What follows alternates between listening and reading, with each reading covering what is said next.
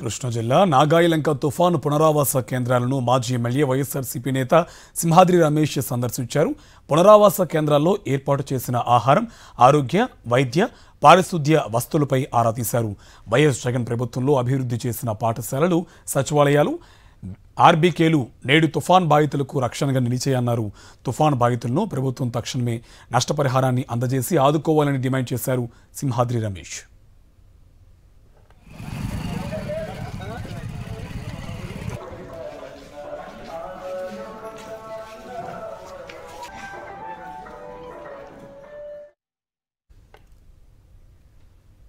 తుఫాను ప్రభావంతో పంట నష్టపోయిన రైతులను ప్రభుత్వం ఆదుకోవాలని పోలవరం మాజీ ఎమ్మెల్యే తెల్లం బాలరాజు డిమాండ్ చేశారు.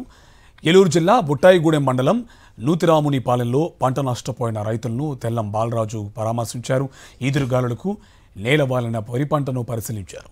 తుఫాను ప్రభావంతో పోలవరం మండలంలో వరి, మొక్కజొన్న, పొగాకు పంటలకు నష్టం వాటిల్లిందన్నారు.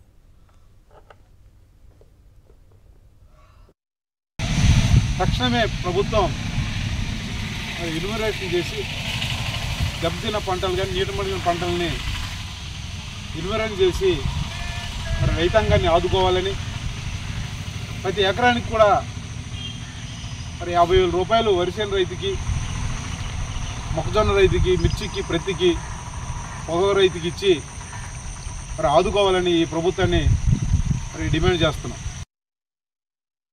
మోంతా తుఫాను ప్రభావంతో ఎడతెరిపి వర్షాలతో పీలేరు నది నుంచి పించా ప్రాజెక్టులోకి వరద నీరు భారీగా వచ్చి చేరుతుంది.